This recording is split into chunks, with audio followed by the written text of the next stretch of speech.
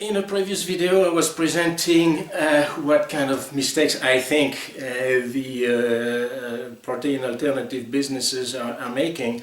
I think that the animal protein sector is also making a number of mistakes. To me, the biggest mistake that they make is to try to reduce the concept of, like for instance, meat to protein. Well, meat is not just protein. Meat is a lot more than protein. Meat, well, first it's 60% water, more or less, but beyond that, next to protein, it is also fat, it is also minerals, it is also vitamins. And when you reduce it to protein, basically you stop talking about all the other aspects that are very important. But even if you talk about protein, animal products have a very good profile in terms of essential amino acids, and that's something that has been very difficult to replicate by plant-based alternatives.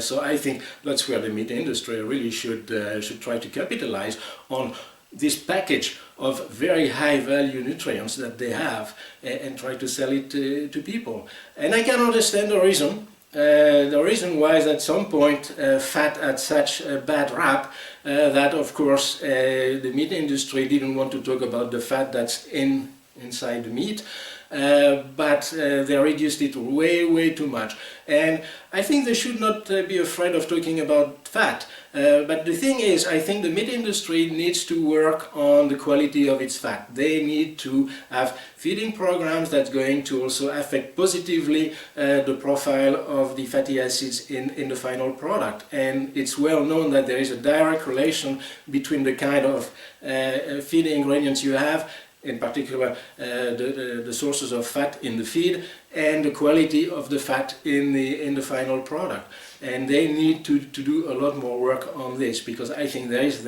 also another great example. The only let's say animal protein industry that is going that road, and they have to, because their competition is very good in omega-3 fatty acids, and that's the aquaculture and the salmon farming.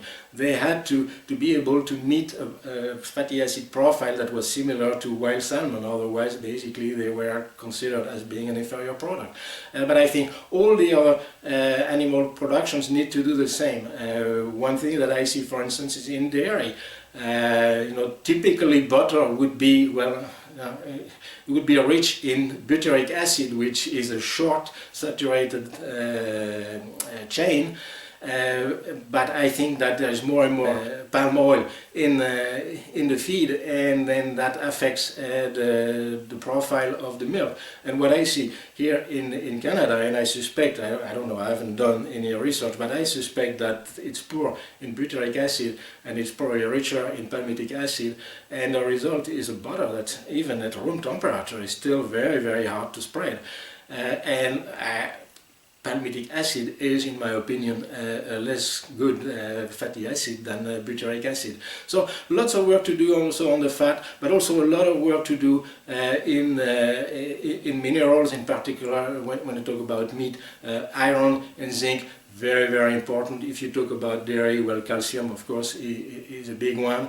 And when you look at what seems to happen in the diet, especially from women, there is more and more of a serious deficiency in iron and in zinc, and I think it's very important to bring that. And there are supplements, but frankly, with supplements is like with everything, you have to do a lot of comparisons, because there are a lot of cheap supplements on the market, but I'm not sure that they're very well absorbed, and if you want really the good one, they're very expensive.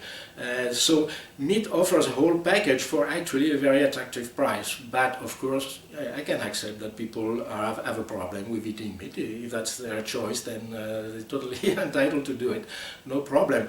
But they certainly, well, frustrate themselves from a great source of a lot of very high value nutrients.